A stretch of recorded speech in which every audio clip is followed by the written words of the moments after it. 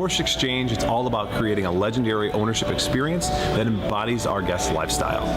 Our Porsche service team utilizes cutting-edge technology that delivers a transparent service visit and keeps us in constant contact with our guests. And I can't think of anyone more qualified to work on your Porsche, new or classic, than our Porsche certified technicians. Whether you're a longtime guest or new to our dealership, I welcome you to experience legendary at the Porsche Exchange.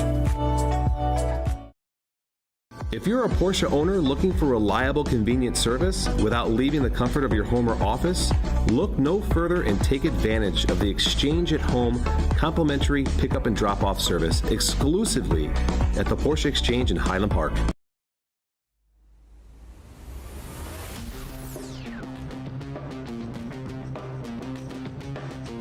The Glen is often cited as one of the classics of North American road racing.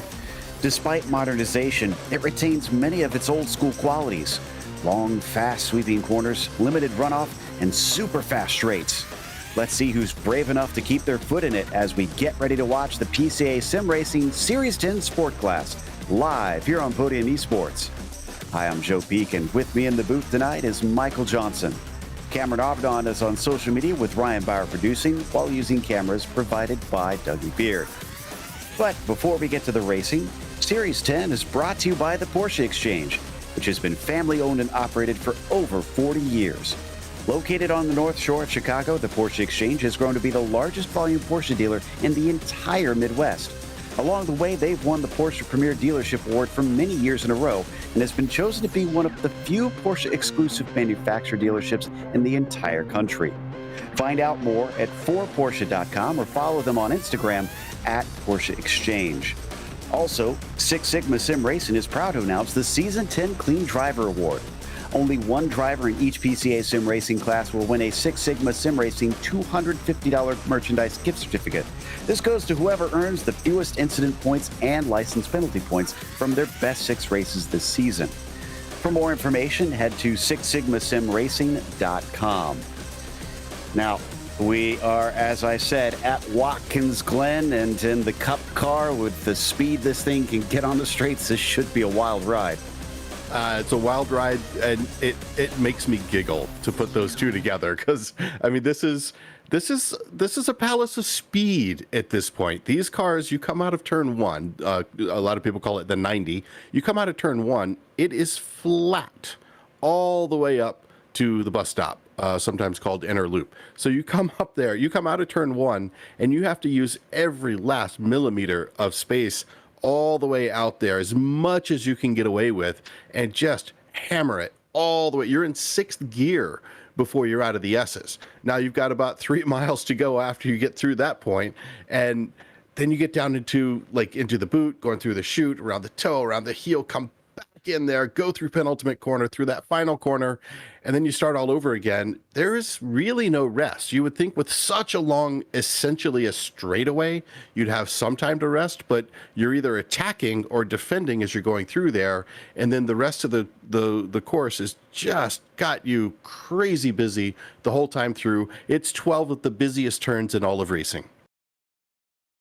Now, Daniel Nix has, of course, wrapped things up already, so unfortunately it's a little out of everybody's hands here for the rest of the season on who wins the points championship, but look at how tight it is down below, as Adam Gurley and Lee Binkley are going to be trying to duel for best of the rest, with John Gibson not too far behind, and Curtis Crummell could still potentially try and barge in there. It depends on what happens tonight, and then from there, Crummel's got Boyer to watch out behind him with about 21 points between them.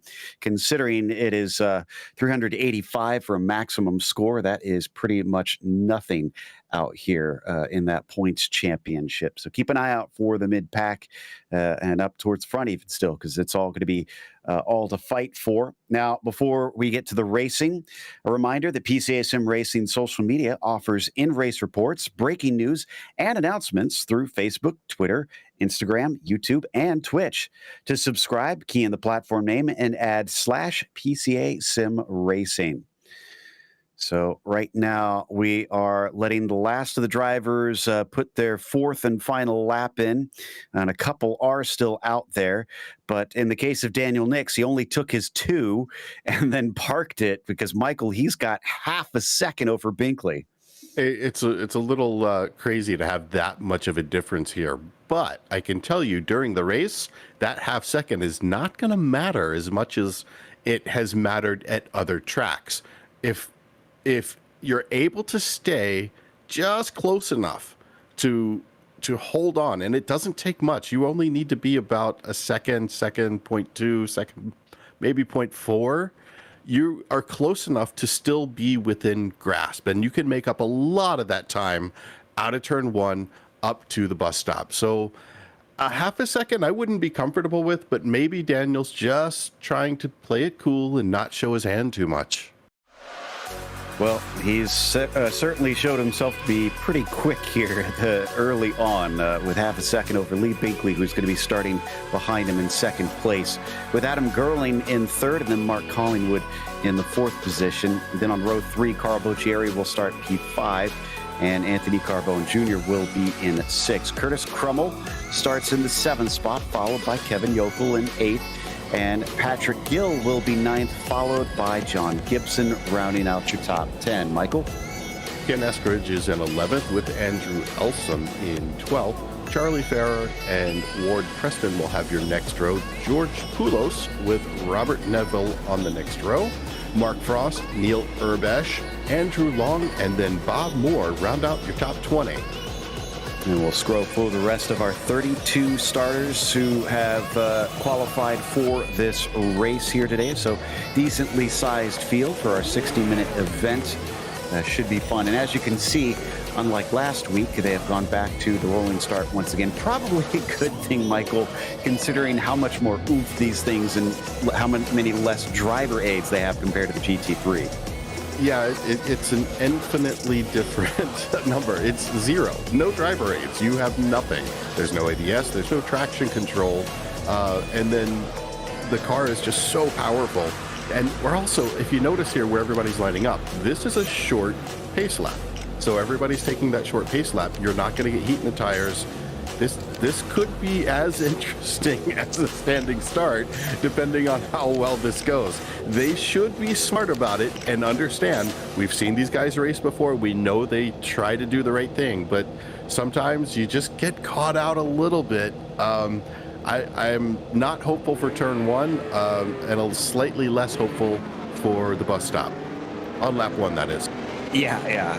Well, the one thing that does give me hope is that this series really drills into its competitors to take it easy on that first lap so that everybody can at least get their race going. And it is, True. Yeah, frankly, pretty rare that we see big wrecks on the first few corners in this series. So they have done a very good job on helping coach drivers in this series as they work their way up the order. But let's see if the lessons have stuck for today, because the 90 is kind of notorious for seeing some action as the green flag is held aloft, and now it waves. We are off racing here for Watkins Glen, and Daniel Nix has a pretty good start over Lee Binkley, but Binkley comes back at him under braking, maybe a little too hot into the corner. He does keep it within the boundaries there, but he loses a lot on the exit, it looks like, Michael. Yeah, got a couple of big movers there. Ken Eskridge moving up pretty big. Neil Urbash moving up also really well. Urbash was up 6 positions while Eskridge just slid right past 3 other cars to make up a nice move up into 8th position. But now we watch them coming down into the bus stop for their first time through. Everything looking clean this time. I gotta say, I am happy to be disappointed. I love this. Oh, and we got one going a little bit wide there. Yeah, just getting a little grass, unfortunately. But, yeah, I haven't seen any real major incidents so far. Nick still leads Binkley. Collingwood is in 3rd, and Gerling is close behind. They now head down into the boot for the first time in anger. Still not seeing anything super bad out there, but we're going to watch from Carbone Jr. here in the 5th position as he tries to keep up with the leaders. Yep, super bad. My favorite movie, too. I'm glad you mentioned that. I love that movie.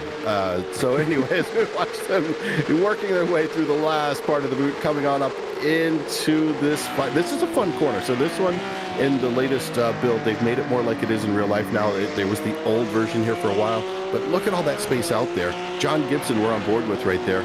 Could have used a little bit more, but you know what? It was smart that he didn't, because he didn't need to carry the speed. He didn't need to put that extra heat into the tires at this point in the race. Having driven these cars here before, I can tell you it's pretty crazy, especially the first couple of laps. You kind of want to take it easy. It's about 2.5, 3 laps before these tires get to a point where you feel confident as Daniel Nix crosses the start-finish line, goes into the 90 for the end of his first lap.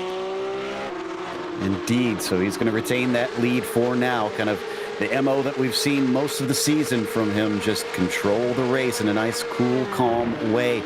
Also, I've been keeping an eye on Drew Kenny. He's already up 6 positions. Granted, no, he did set a qualifying time, so this looks like this may actually be legitimate, that he's able to blast his way forward. So it looks like the 24 is, well, I guess car 31 technically is making a good job here at the start. And right now he's sizing up David Palmer there for the 24th position.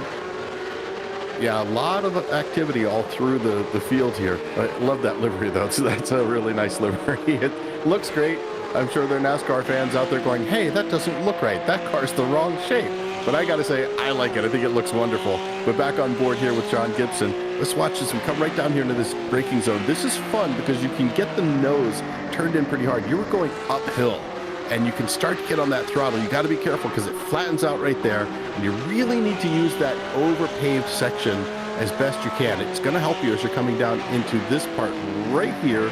Let's see if these guys this time use that extra track area outside the, no, they're not getting out there. I'm surprised to see that. I would expect them to try to get out there, carry a little bit more speed, not scrub off too much as they go into the corner.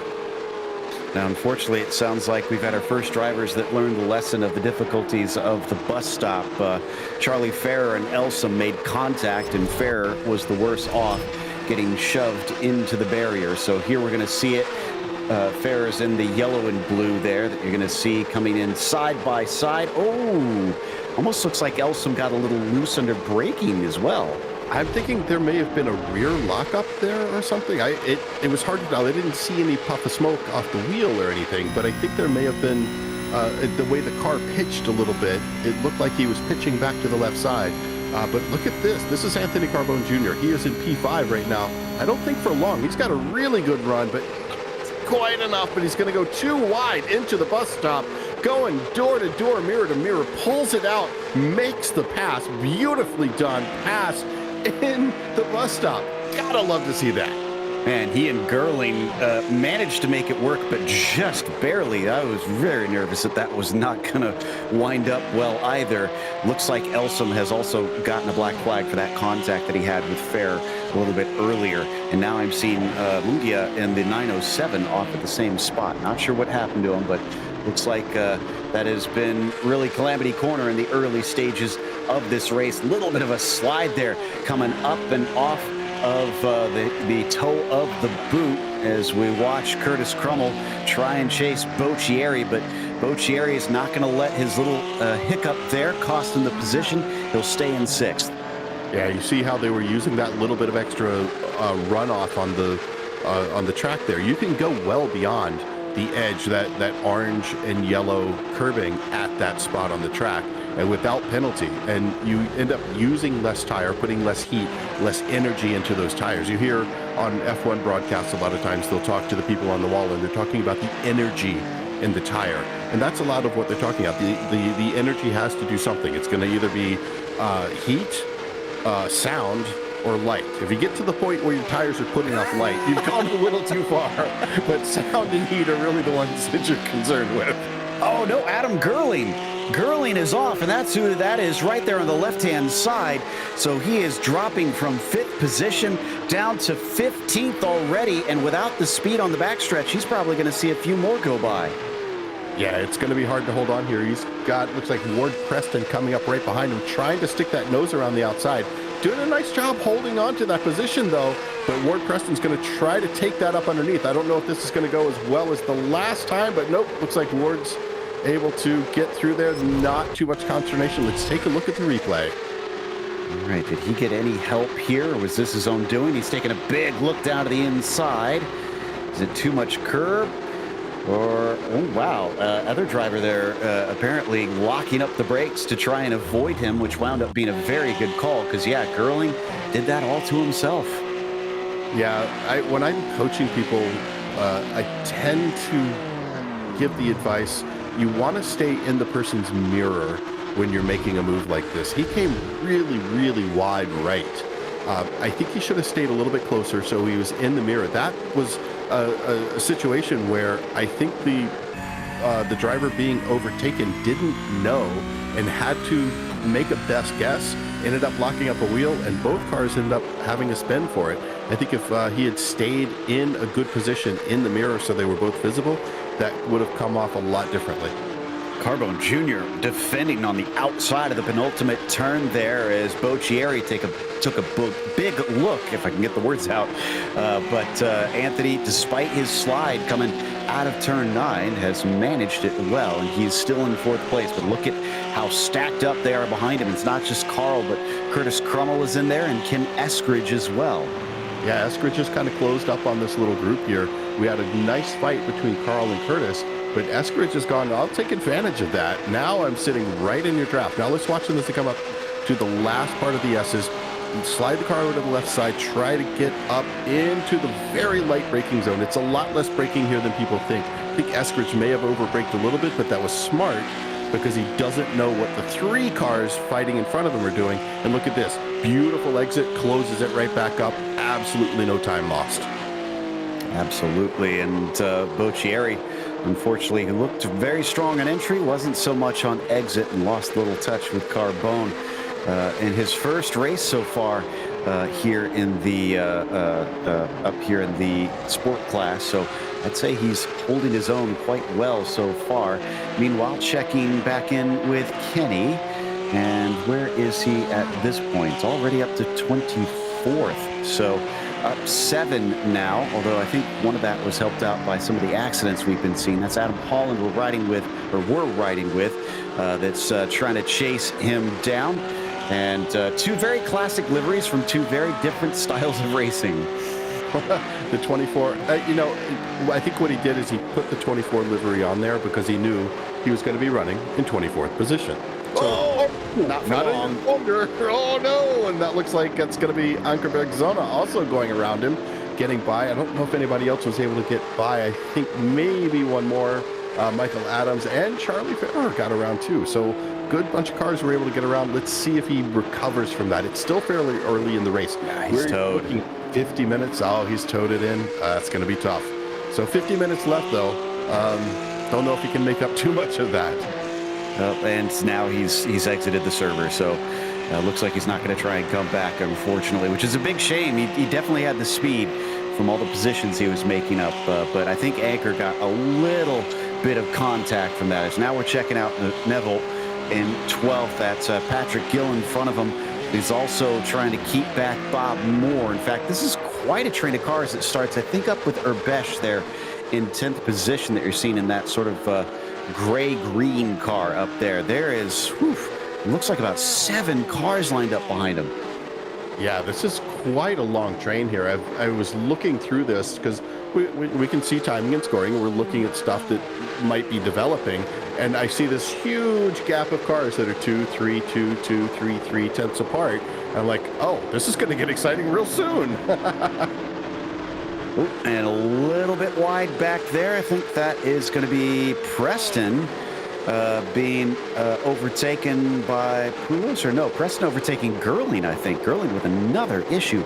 Just having a really miserable day here in the first 10 minutes. We'll see if he can make up for it, but he's still sitting in 16th and just kind of stuck in this group as we now check on Gibson up in front of them, who is up 2 spots from where he started in the 911, appropriate and probably highly coveted number in this league, I'm sure.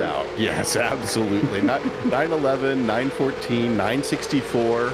917, all these great numbers. Everybody's like, oh, these are the numbers I like. I want 911. 911's the obvious one, and it doesn't hurt that he's got, looks like that livery looks like flying lizard. Is that what I'm saying? Kind of an homage to it, but not quite that. I can dig it though. I think it looks pretty cool. Yeah, the red tail going on there, and kind of, yeah, a little homage towards that. Love it when people take those classic liveries that we know and love from well-established and well-known Porsche teams, and then they kind of twist them around a little bit to suit their own style. I think it's a great idea. Shows a lot of creativity.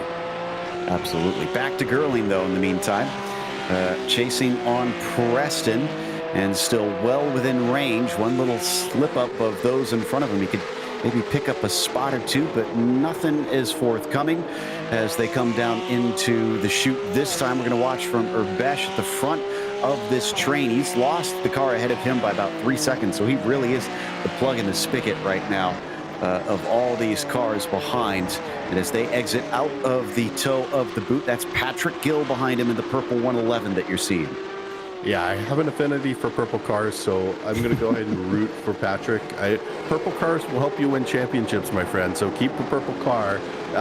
Maybe go for the number 9 next time, though, because he's actually doing quite well. He's closed this up. Patrick Gill has closed up on Neil this past lap a good couple of tenths, and he keeps getting closer and closer and closer. I don't know if this is Neil starting to feel a little pressure, but Neil, I gotta say, has made up 8 positions since the start. Now, was this because people had difficulty getting going with cold tires and he's just good on cold tires? Or did he just have flash of brilliance that went away? I guess as time rolls on here, we're about to find out, because I think Patrick Gill wants to test that theory. Well, in the end, all that matters really is what position is he in at the finish. Doesn't matter how he got those positions, as long as it was within the rules, and everybody else falling away is still fair game. As we check in with Komats now once more, and he's got very interesting setup going here. In fact, that's almost disorienting, the way the car is rotating. Almost looks like he has a gyro cam happening in his cockpit on this, but bouncing his way through the inner loop now. He's going to try and fight for 20th, with that being David Palmer just in front of him, but he's also got Chad Casey on the 379 behind. Yeah, another little good battle that's going on. I want to go up and take a look at Curtis Crummell again. He's been really putting some pressure on, I think he's going to try to get around Carl Buccieri this time. Get the nose up in there. Is Carl going to let him have it? I don't think so. We've seen Carl too many times try to close that door properly, and I think he held it out this time. Man, that was close, though. I saw that one developing, and I'm like, this is going to happen. He's going to get it, but Carl played it very well, had other plans for him.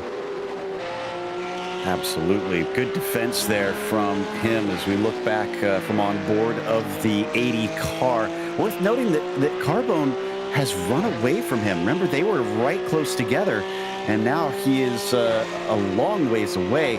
Also, George Poulos seems to have had an issue out of turn 9, which nothing to be ashamed of there. I've seen many a car, including my own, be spun around at that corner. Yeah, I think we need to go back to Carl Buccieri, though, because look at this. A little bit off as they came out of turn 1. Oh, but Curtis is bouncing off the limiter right there. That could have been on purpose to try to delay this run here. You don't want him to show your face too soon, but I think he let it bounce off that limiter a little bit too long coming up the straight there. Now he's kind of stuck behind Carl once again. Curtis and Carl, I'll keep him straight somehow. And just behind them, it looks like we got another opportunity for a pass there. That's going to be Gibson and Eskridge. Eskridge getting that nose up under there. Gibson trying to hold that one out too. This is another little fancy battle going on. Actually, that might be a good onboard to watch, because Gibson handled that beautifully. He got that position off of Eskridge, basically picked his pocket when Ken was getting a little ambitious trying to make a move, and here we go. So watch this. He sees the action in front of him and is just going to stay patient, but as soon as he sees a problem into the corner with the car in front of him, Just says, thank you very much. Going to find the gap, round the outside to complete it. Nicely done. Yeah, I love those Buffalo Gals moves. Those are so much fun. And when you make it stick, it just feels great. It's like, I nailed that one beautifully. You feel really good on the inside. A replay for Bob Moore here. Oh, this one not as smooth, unfortunately. And I believe that is Gerling. And that's going to be a definite sending of the car into the pits to take some repairs or get his spare car. Oh, it was Robert Neville, excuse me, similarly painted car. So slightly different. Gerling is still out running, but Neville finds himself suddenly having to probably come and get some of that bodywork replaced here in a moment. Meanwhile, Boccieri and Crummell here up to the top of the hill, accelerating down the back stretch, but it doesn't look like Curtis is nearly close enough, so he's going to have to stay patient for another opportunity. Good news is he's got the vast majority of the race still to go. Yeah, a lot of time left here, but this little two pairs has turned into quite the four-way we've got going on here. These four cars are keeping it tight, keeping it close. I think we've got a serious race for where Carl is. So Carl, you got a lot of pressure on you, buddy. Let's get that green machine going here, because I don't think that place is yours for long. You can see it is such a long track, though, that they still haven't caught up to the back of the field. So not expecting lap traffic to be too huge of a problem. And if it is, likely only going to get up to a couple of the cars at the end of it, it appears at this stage. How hard is it, though, to try and shake somebody in these Cup cars at Watkins Glen? This track's kind of known for some of these draft trains tending to form. Yeah, the draft trains happen, and what happens generally is you get a little overzealous coming out of a corner, or you get a little bit of wing wash, and you make up what you lost when you come out of it. If you just slow it down a tiny little bit, and here we got a little action, some side-by-side coming up into turn one, going a little bit defensive, pinch him on down to the inside. Looks like he's going to back out of that. Maybe this is going to be Gibson and Eskridge. Looks like, yeah, save it for right here. This is the spot. So you set that expectation, get everybody on their edge, and now it's time to make the run. But that last car there, that's going to be Eskridge. Eskridge is going to try to pounce on this. Look at him coming up really quickly, taking that inside line. He's got a good move. Little bit of fending off there. Can he hold on to this? Is he going to get in? No, he's going to have to back off and then try again on another lap. But that was a really good run. Way to test the waters there, Ken Eskridge. Some serious trust from Gibson. He chopped down to that apex with confidence.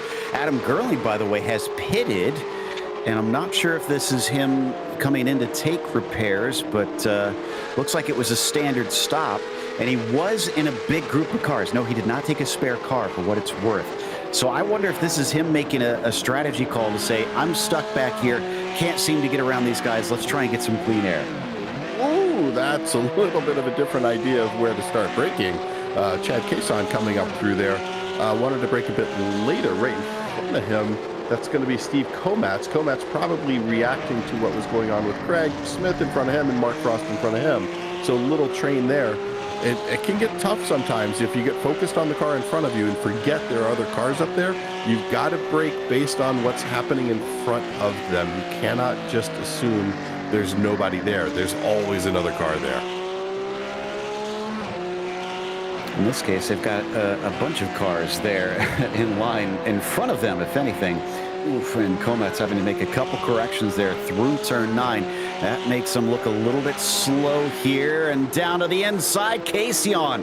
Very brave himself to try and get his nose in this situation, but he gets fed out as he just doesn't have the overlap down into the final turn. He'll get another bite of the apple, though. He's still plenty close enough. Komatz is going to know that, too.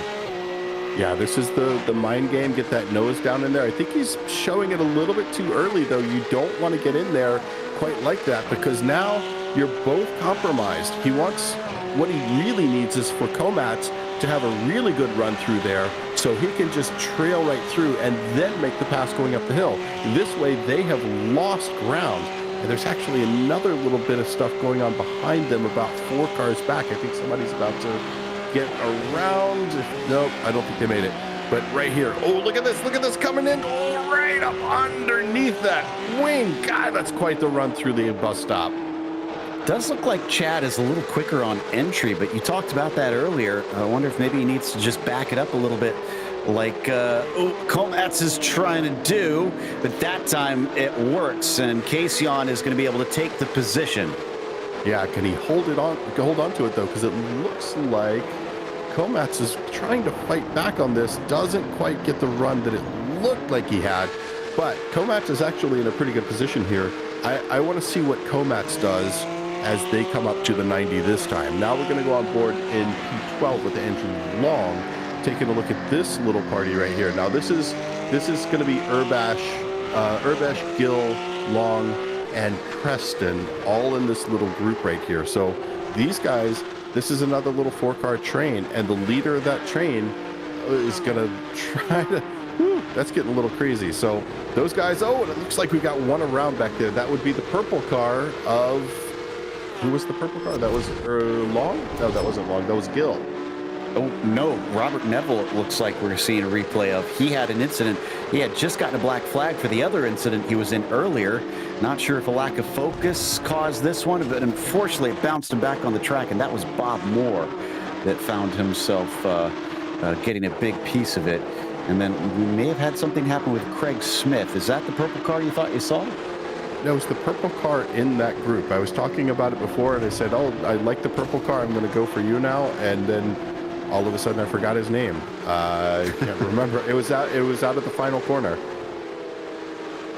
So looks like two drivers unfortunately getting involved there, and I'll try and see if I can dig up who the purple car was that you were talking about a little bit earlier. But now we're going to check back in as we come live and see what Boccieri is doing yet again, and he's listened to your advice.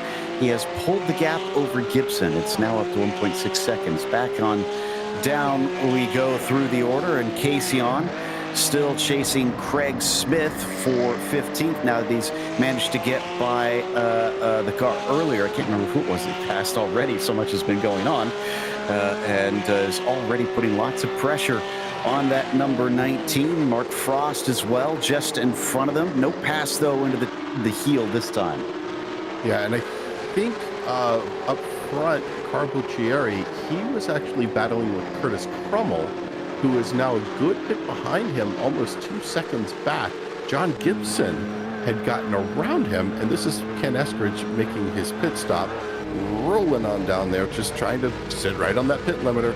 Let's see if he's able to make the most of this. Now with these cars, you do not get tires at the same time as you do fuel. So it'll be interesting to see if anybody takes tires at all. With a 1-hour race, I don't think they need to, but somebody may decide to change one. Let's say they're overworking that front left. They may decide to take just the front left, which they could do still pretty quickly and not lose too much time.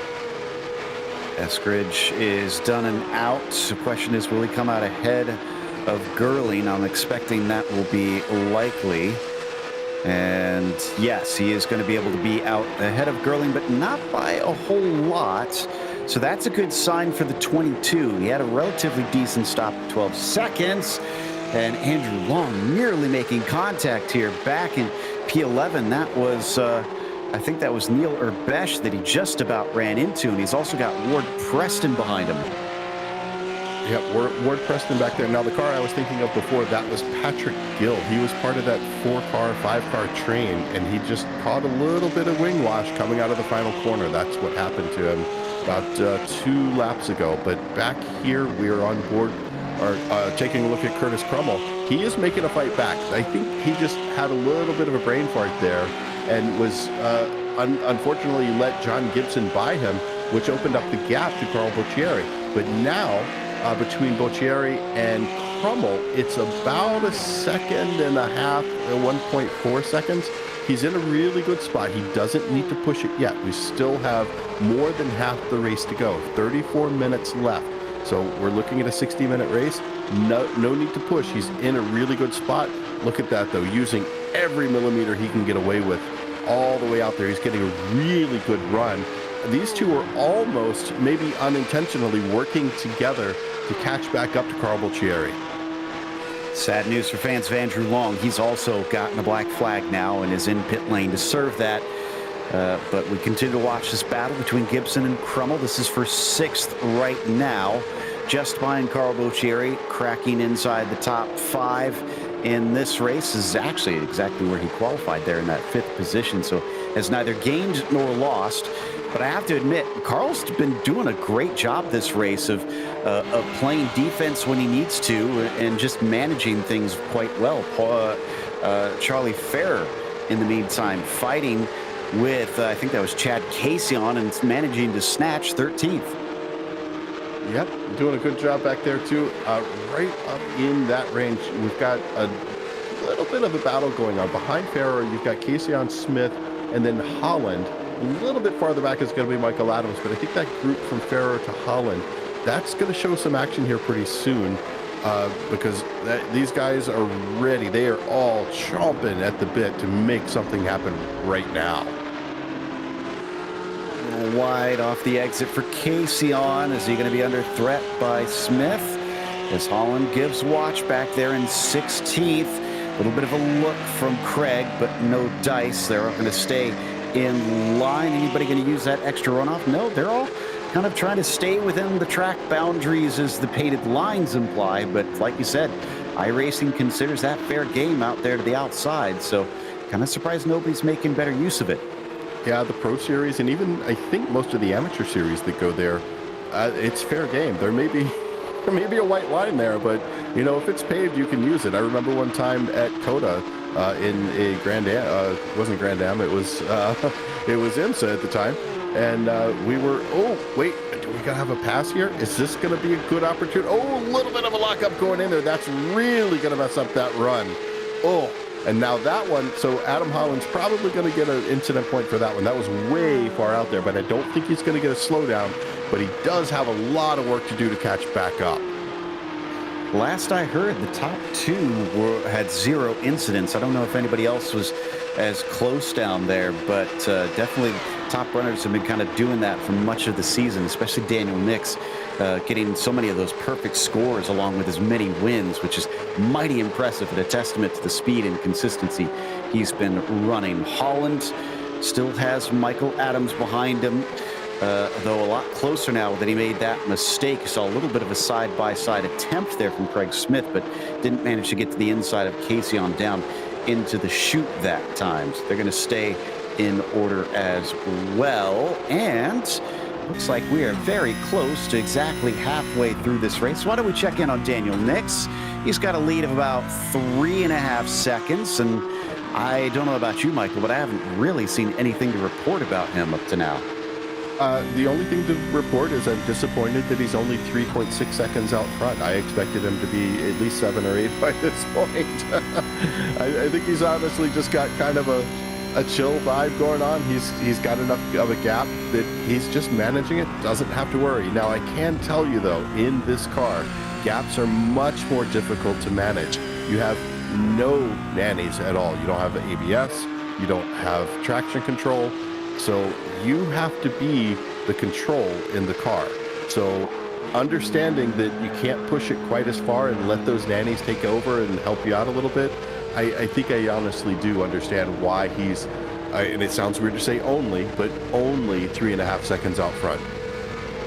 Chad Casey on got a black flag, so he's going to have to come in and serve that. You saw Charlie Ferrer in and pitting. This is Christopher Costas now also taking service. I think they're both going to get passed up by our drivers. In fact, Eskridge and Gerling are already past him. So, they have overtaken them quite quickly. Meantime, back to this pair once again. Crummell versus Gibson, trying to fight for that 6th position and continue to lose bit by bit to Carl Bolcieri. Down to the heel of the boot. Gibson leading the 2 of them and not giving Curtis Crummell any sort of inroads. And if ever you needed a hint that iRacing is indeed still working on that rain, that's you're going to see that every once in a while, that those windshield wipers will go off of their own accord. That's not the drivers, that's automatic, that iRacing will do that on certain cars. It is quite startling when it happens too. I can tell you, I've been mid-corner, side by side, sometimes 3 wide, finding myself just in a really high pressure situation, and then that thing goes off. Woo! It's a little bit crazy. It'll definitely take your mind off what you're doing. So let's get on board here, though. Let's look at Ward Preston. Ward's closing up right now on Neil Urbash. Neil is up 9 positions, which is nothing to sneeze at. Ward Preston up 4. David Palmer behind them up 10, trying to close up.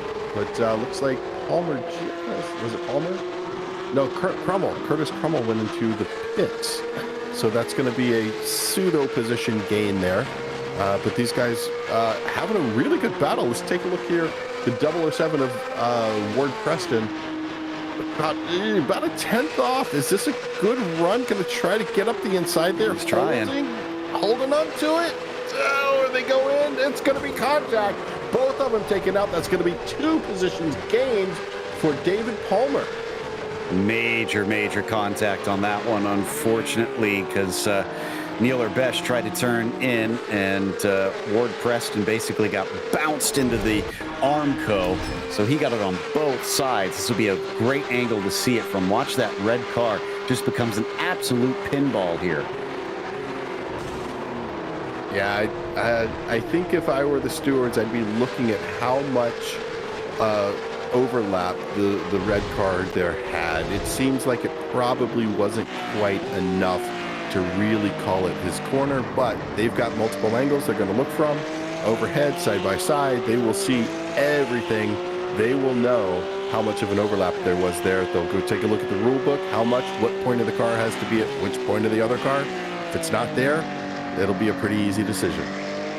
Here's Michael Adams trying to chase on Adam Holland, with Craig Smith at the front of them, currently sitting in 11th. None of these 3 have pitted, but Curtis Crummell, who's 2 more cars behind, has, and is quickly approaching. Now, we're expecting at a track like this, probably see cars go at most about 15 minutes left to go. And maybe around there is where the pit stop can, or the first stint can be maximized to. Otherwise, everybody's going to have to at least come in for fuel, like we heard Michael said. Maybe not necessarily tires, and if they do, it might only be just a single one of them.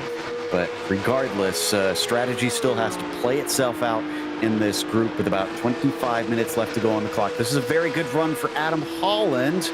Let's see if he can get another position here. Yeah, I think in the position of Craig Smith, he saw this coming. He saw it developing. If you notice, he was a little bit wide on the exit. He definitely picked up an incident point there, but that was an incident point well spent. It got him just enough speed to hold off the pass that was imminent. Holland had a really good run out of there. Holland is a solid driver. He knew he was coming up. But look, all 3 of those cars using every bit of track available to them right now. These guys are all just trying to nail every single apex, rolling on that throttle just enough to make sure they don't get those rear tires spun up. But I think Holland is really eminent for a pass here. But Michael Adams right behind, he wants these guys to battle a little bit more. He needs them to keep battling, because look at how close he's getting. Now, it looked a little bit closer in the previous shot, but I can tell you it's only about 4 car lengths in between them. It is not that far. Oh, that's going to be an unfortunate happening right there for Michael Adams. And I was checking to see if Curtis Crummell took tires or something on his pit stop, because his looks slightly longer than everybody else's, but he did not take tires. However, I fear he may get jumped, and all of this strategy playing itself out, just because that most everybody's doing for around 11 to 13 seconds, and his was 16 seconds out there, so that does not bode well for him. Meanwhile, Lee Binkley kind of been a little bit of an unsung hero in all this. We keep talking about Daniel Nix and what he's been doing up front, but Binkley at about 4 seconds behind right now, also having another cool, collected race. And since he knows that he can't catch Daniel Nix in the championship hunt. Might as well go after Gerling, and he's doing a very good job with it here, looking at a potential podium as Gerling is, where is he actually at this stage? I lost track of him. I lost track of him too. 18th, it looks like.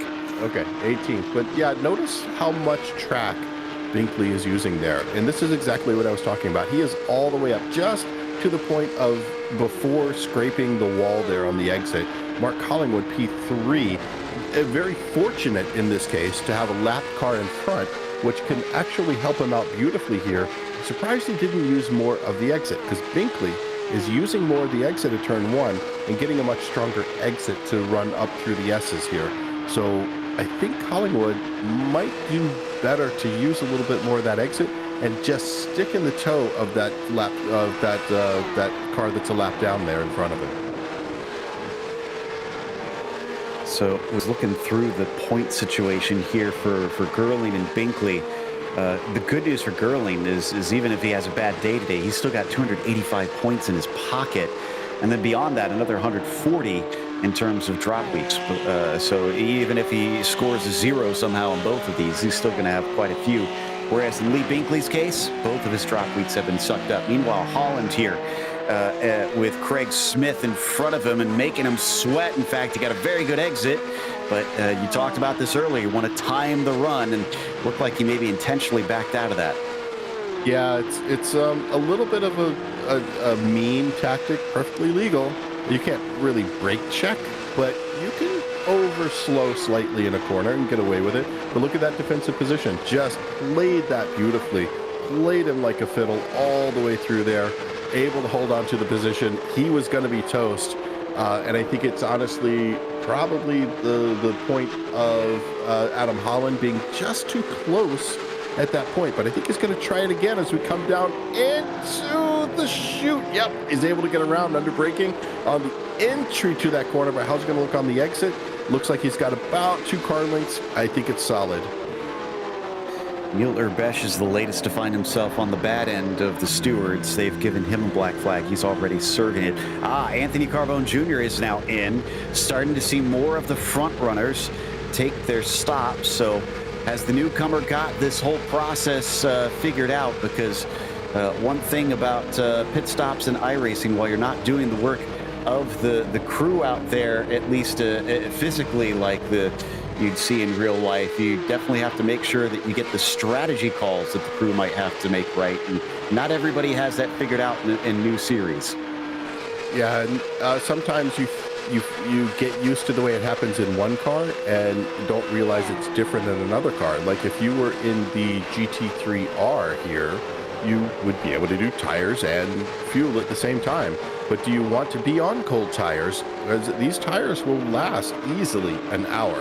I don't think anybody really needs to get tires here, but you will feel them start to wear out. You'll feel your lap times change. But when I raced here a couple of months ago, my fastest laps were at the end of the race on light fuel, and it just worked out. So I don't know that you're going to get enough of a loss by not changing those tires out. So I'd keep the tires and just go.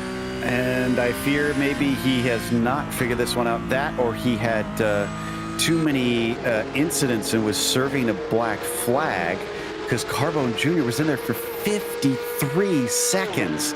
That is massively long. Only thing I can think, if it's not a penalty, is that he didn't know that he doesn't want to fill up the car the full way here.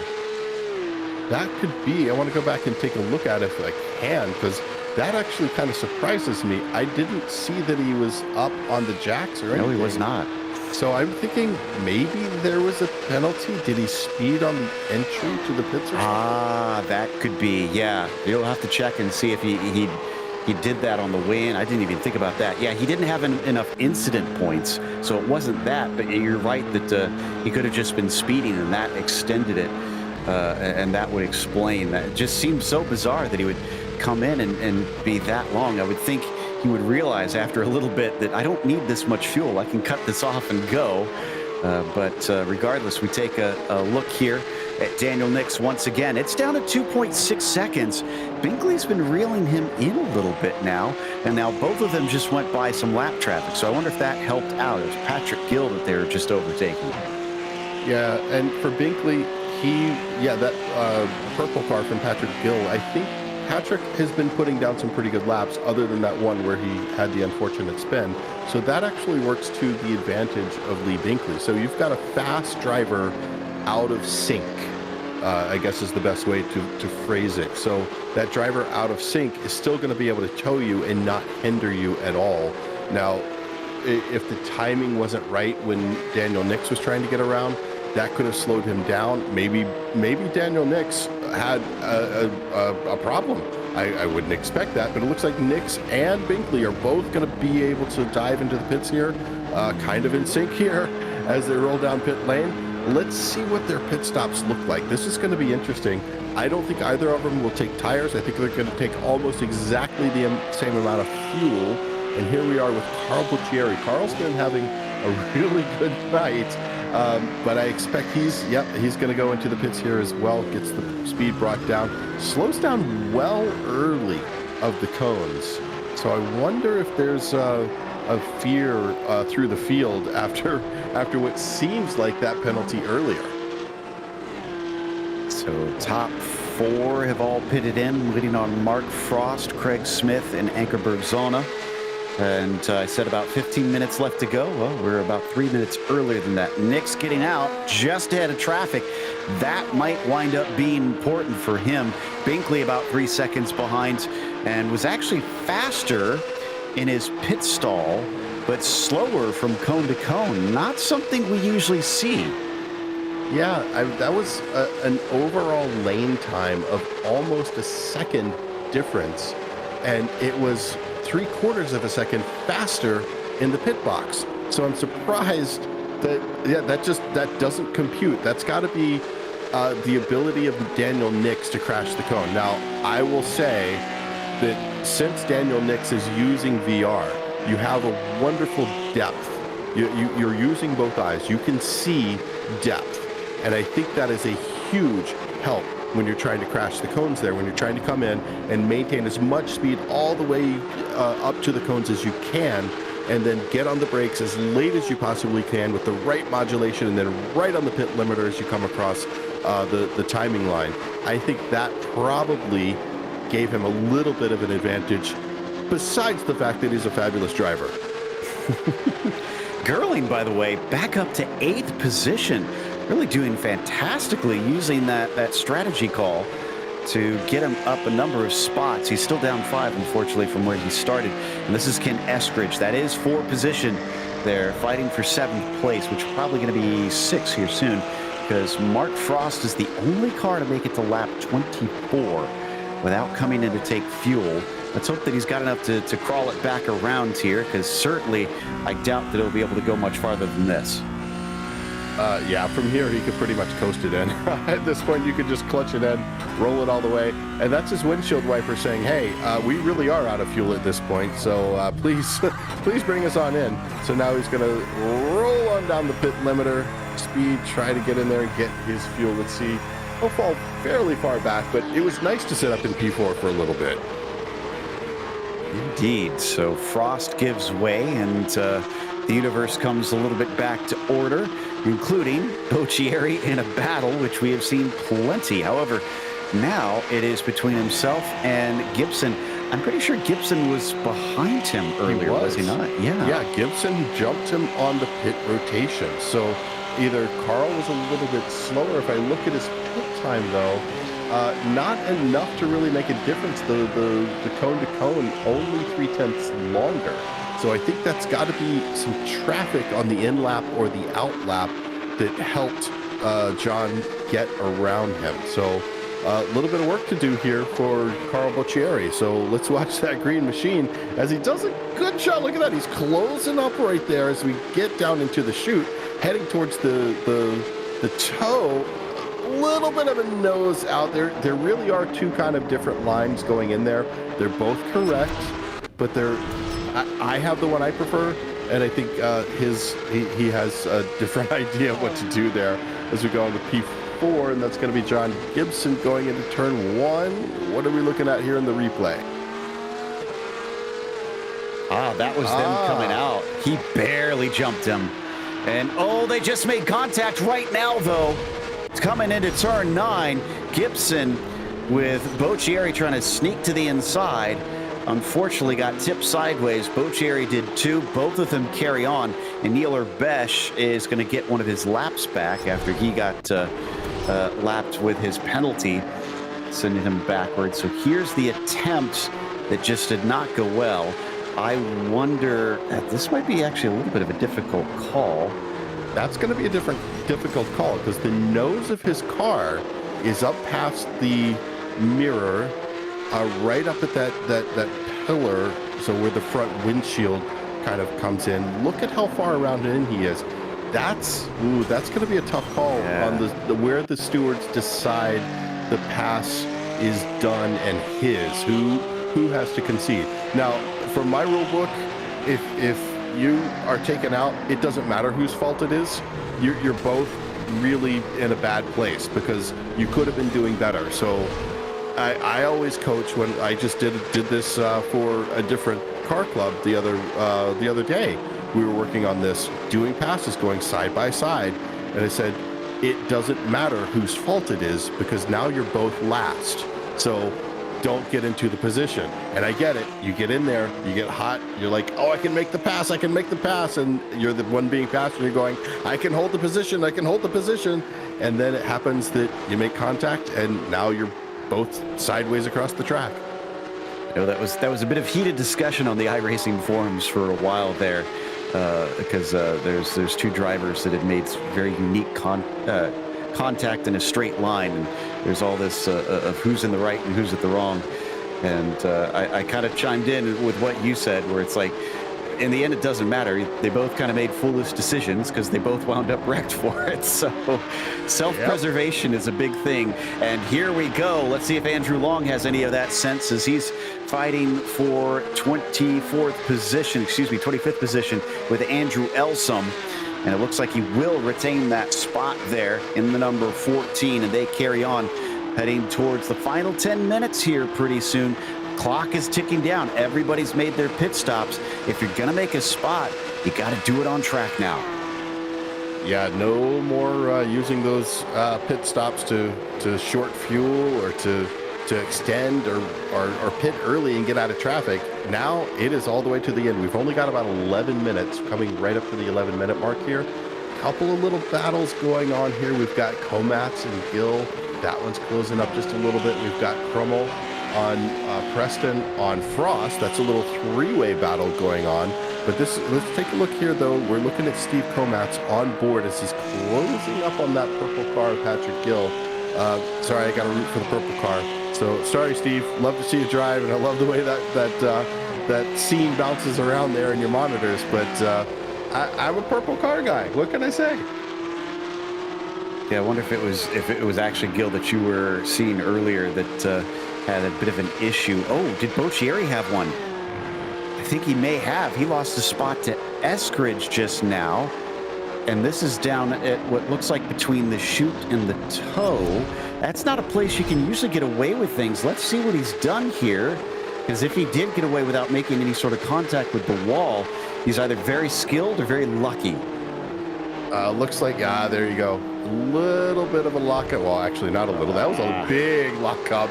Now, the biggest problem he's got now is that tire is not going to have, that one tire, that left rear is cooked for the next couple of laps. It's not coming back to 100%. Yeah, just the nature of the way sim racing works. While they don't have flat spots here in iRacing, you can definitely overheat the tire by dragging it along that much. You can get it back sometimes, but it's not going to be happy for a bit, so you got to take it easy. And Boccieri now finds himself with Kevin Yokel behind him in the number 23. So Carl's not out of the woods. He's going to have to try and continue to get good exits here, especially out of the 90 like he just did there. I think that's going to play a great job in keeping him defended from that number 23 machine, at least to this stage. By the way, Lee Binkley's cut it down to 1.7 seconds now. he's doing a really good job of trying to at least put some pressure on Daniel Nix here. Here we're riding on board with him now. I love that 1.7 seconds is putting pressure on Daniel Nix. Like I said earlier, we're used to seeing him probably 10 seconds out, maybe 15 at this point.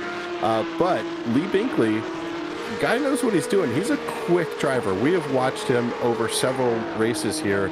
He is always kind of right up there, second position, almost having a lonely drive. Not so much today, though. And he's in an excellent position right now to close this up even a little bit more. He's right at about 2.25 seconds, gets around that lap traffic.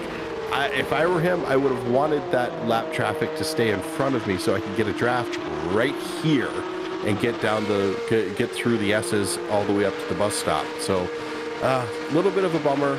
I realize, oh, it's a purple flag or a blue flag.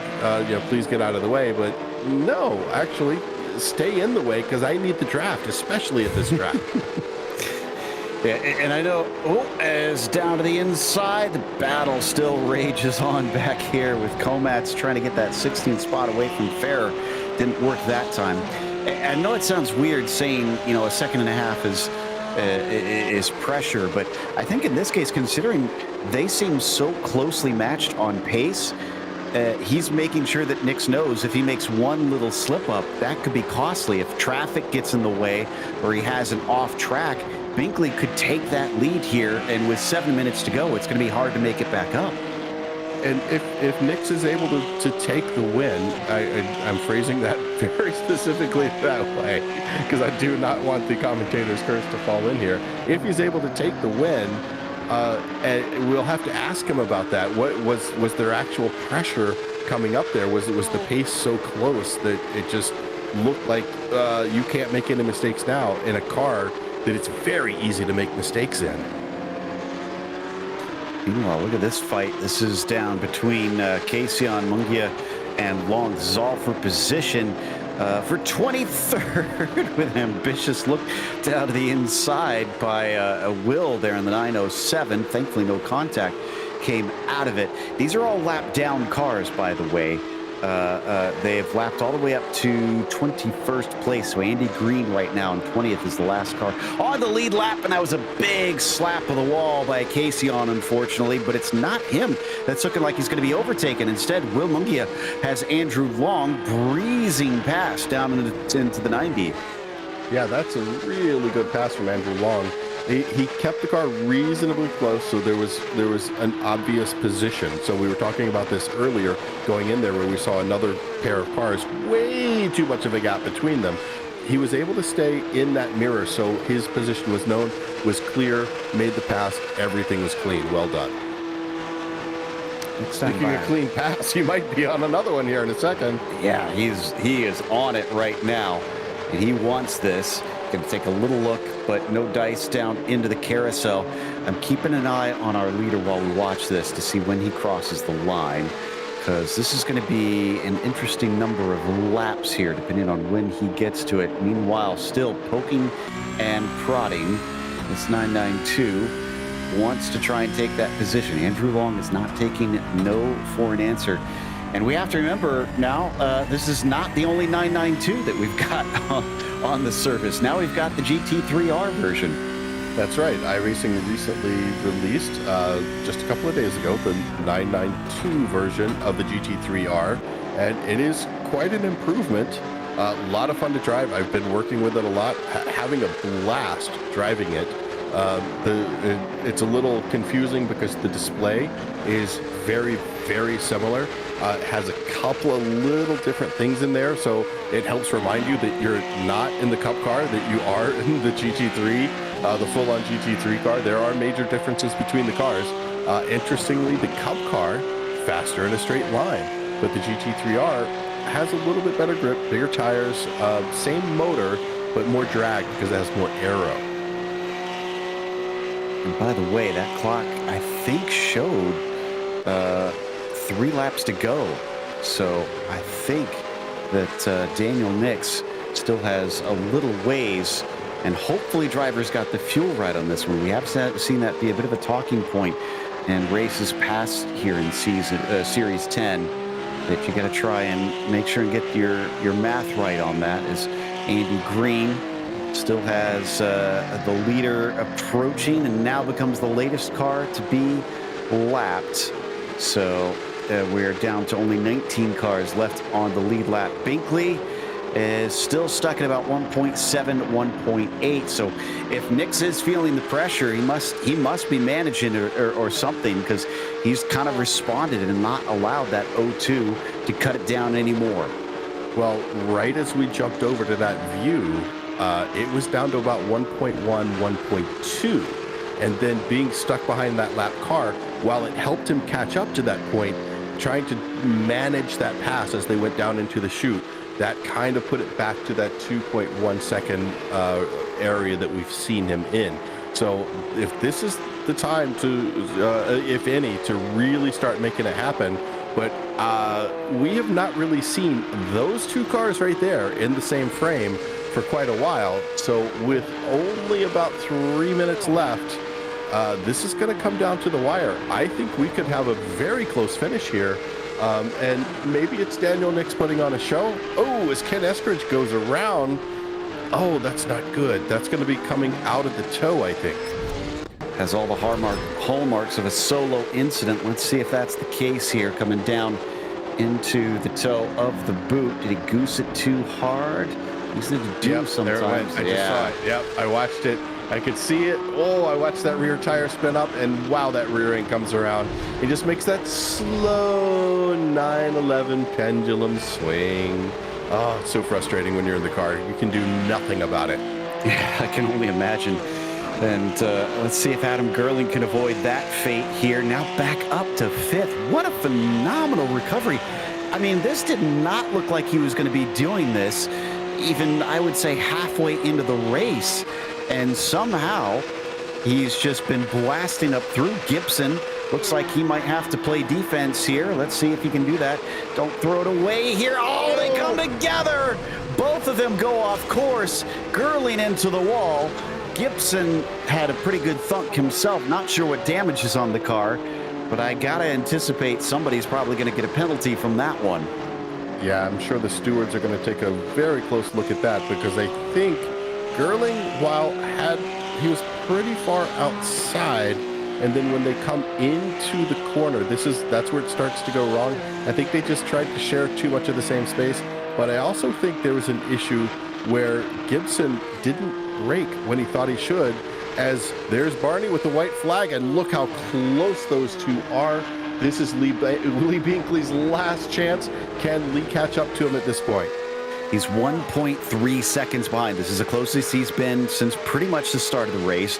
It's going to take a Herculean effort. I just don't think he's going to have enough unless Nix makes some sort of mistake or traffic bites him.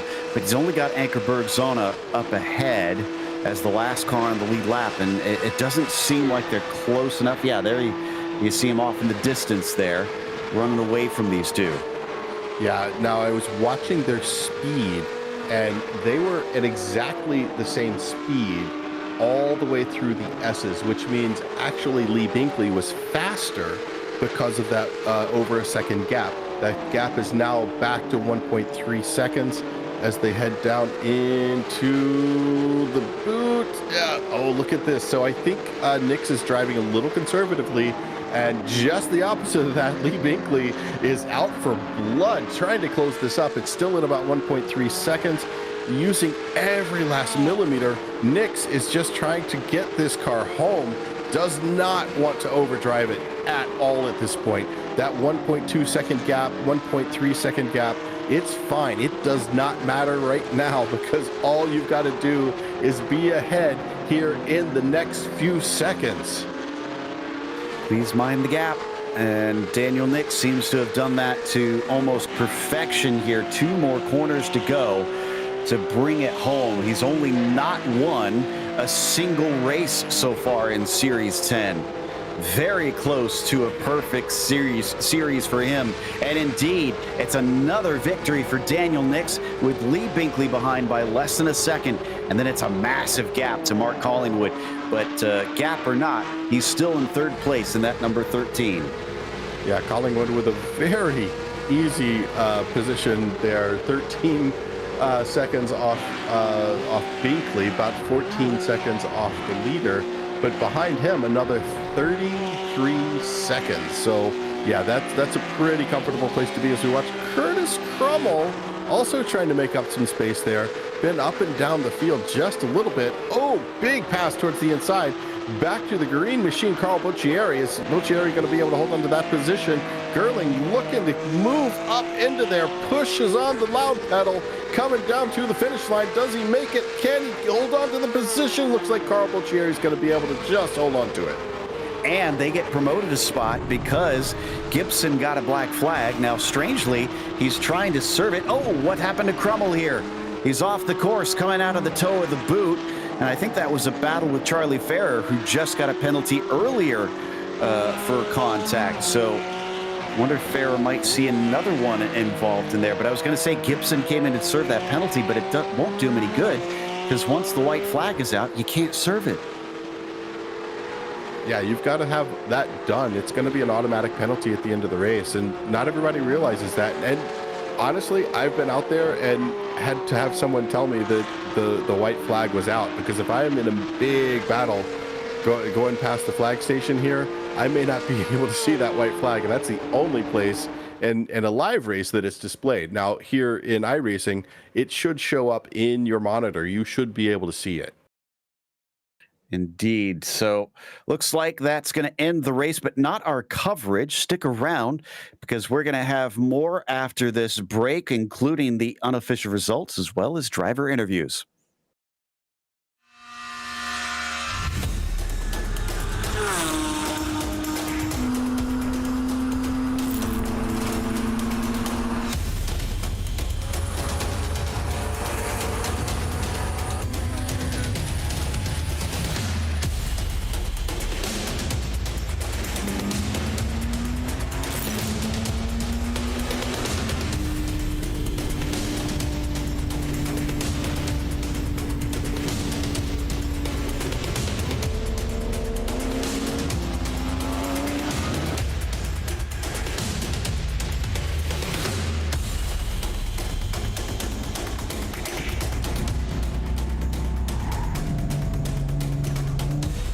Break a little earlier if that's going to be the case. He's actually got a nose ahead as they come down into the braking zone. He's going to do it the hard way.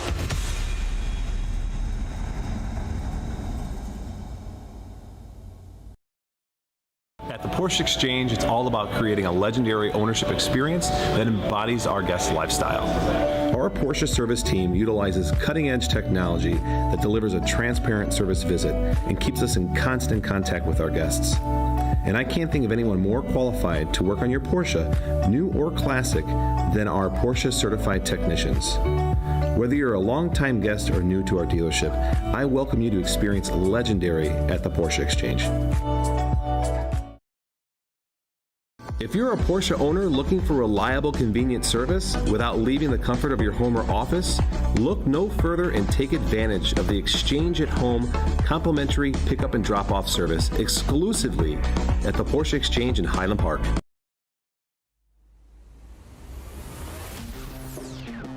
Welcome back to Watkins Glen. We just watched the latest race of Series 10 here in the PCA Sport class, and Daniel Nix has just grabbed another win. It was by a little less than a second, but looks like he managed his race perfectly by the time they got to the checkered flag. Lee Binkley following him home in P2 and Mark Collingwood in P3. Carl Boccieri was fourth today with Adam Gerling getting a top five, an almost unlikely top five considering he had an accident early and was sent down the order. Kevin Yokel was sixth, and Anthony Carbone Jr., the newcomer, lost a spot but still finished seventh. Top 10's pretty impressive. Ken Eskridge was eighth, Ward Preston ninth, and Mark Frost 10th.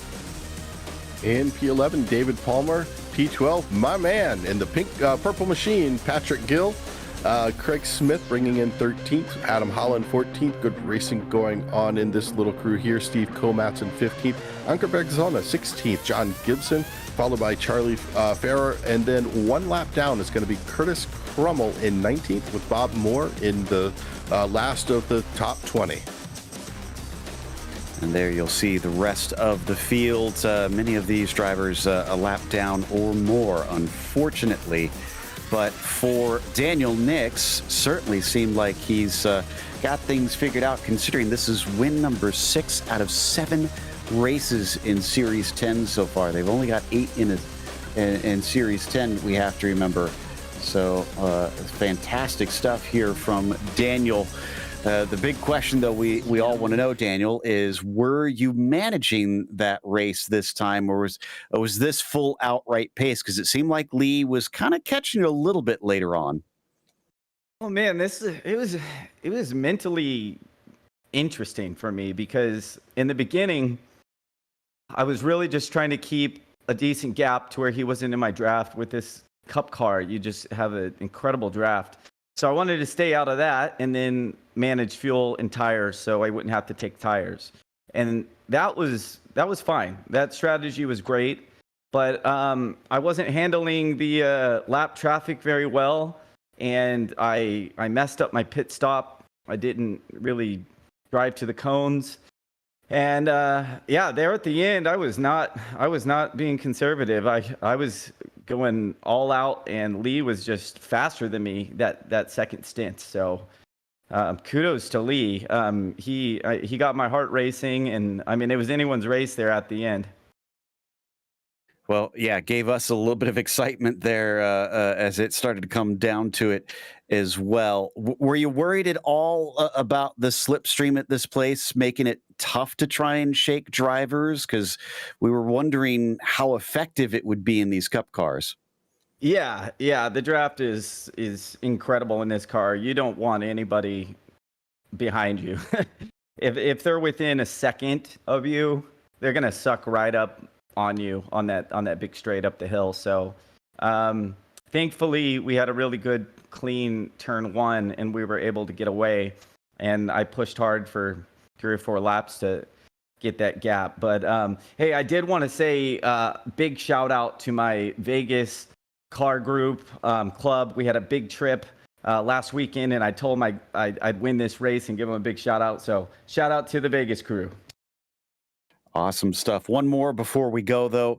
Like I said, this is 6 out of 7. Can you make it 7 out of 8 and win Sebring? That'd be an incredible season. Yeah, absolutely. Just for you. All right. I'll feel honored. That was Daniel Nix, our winner here, once again, having taken the lion's share of most of them. But Lee Binkley definitely gave him a run for his money. Michael has caught up with him. Indeed, I have, Lee. Now, the end of the race there, we'll get there in a second. There was a big gap through the race, and it looked like traffic might have been playing a factor. Were you trying to use the traffic maybe to help you close up the gap? Because like coming out of turn 1 there, you can use them going up all the way through the S's and then try to help yourself get there? Or was it just bad luck on your opponent's part that allowed you to catch up to him so easily? I'd have to say a little bit of both. I'd like to congratulate Daniel on the win there. His pace is off the charts as usual. But I looked up in my traffic at the positions where I was able to get around him, and I have to give a shout out to all the other guys because he did an excellent job of giving me room. So I think that did work out in my favor. Yeah, so that last lap, you started off about 1.4 seconds down, and you halved that in a single lap. And I believe you got fast lap on the day. I don't know if it wasn't that last lap. So you had some pace in you. What was going through your mind on that last lap? Did you think you were going to be able to close him down and get there? No, I was actually surprised at how much I did reduce the gap, and knowing Daniel's pace and his driving abilities. But I was focused on just, being consistent and smooth, and it was lowering the gap for me, but not enough. Congratulations to Daniel for that win. Yeah, it was a great drive from both of you, though. You really kept it entertaining there at the end. And with a drive like that, there's got to be some people you want to thank for it. Absolutely, that's a big long list. First of all, I'd like to thank my wife. She's my number one cheerleader and coach, encouragement, and always asking me about practice and allowing me the time to do this. And I have to thank our sponsors, the Porsche Exchange and Six Sigma. Without them, they help with the broadcast, and that's what all the friends and family really enjoy, and the drivers also. I'd like to give a shout out to my friends, Gary and Sean and Dean, and then all my co-workers at my office. They support me, and then the rest of my family, Paul and Seth and Kelsey. And I'd like a shout out to my mom. She's under the weather, been sick, and she follows it, and hopefully this help her improve.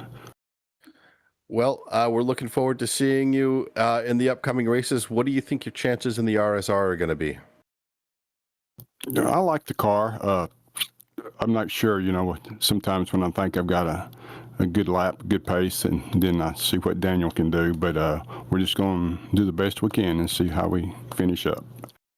Well, wish you the best for the next race. That was Lee Binkley, but coming up now, it looks like Joe has caught up with Mark Collingwood, who finished in P3. Absolutely. And Mark, it looked like it was a lot quieter on the second half than it was on the front half. Was it a little frustrating to see Lee kind of disappear up the road there? No, those guys up front were lightning quick pretty much the whole race. I was pretty much just saving tires by the end. Yeah, we wondered who was trying to do things such as that. How did the tires feel? Because we often talk about this car lacking the driver aids and without the traction control. Were some of these long corners pretty tough? A little bit of understeer to deal with, but once you get the hang of it, it was pretty good. But my tires were pretty much shot by the end of the race, so I definitely had to back off quite a bit. Well, at least you still managed to come home in third and left with a huge gap over everybody else as well. I think it's 36 seconds back to Carl Boccieri. How does Sebring usually treat you? Is that a track that you usually perform well at? Well, I do like Sebring. I'm excited to drive the RSR, and I just hope to survive turn one. I managed to do it today, and I hope to do it on the next race.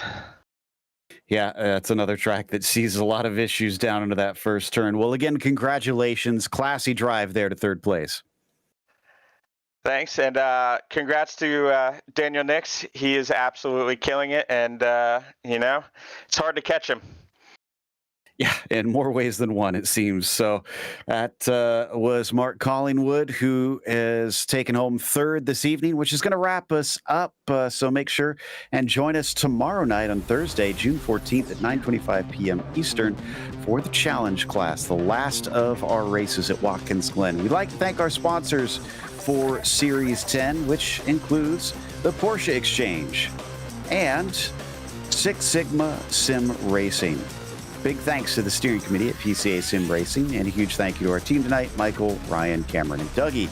Also, none of this is possible without those behind the scenes at Podium Esports, Ryan Bauer, Gary Sexton, and John Theodore.